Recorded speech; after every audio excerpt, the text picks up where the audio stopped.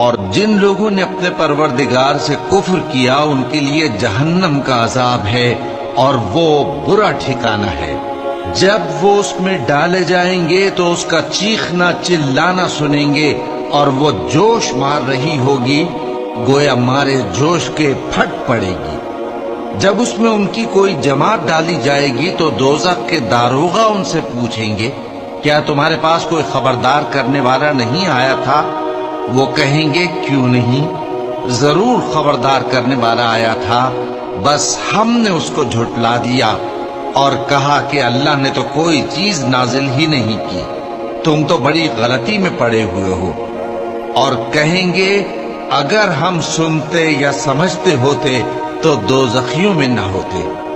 بس وہ اپنے گناہوں کا اعتراف کر لیں گے، سو دوزخیوں کے لیے رحمت سے دوری ہے، اور جو لوگ بن دیکھے اپنے پروردگار سے ڈرتے ہیں ان کے لیے بخشش اور اجر عظیم ہے۔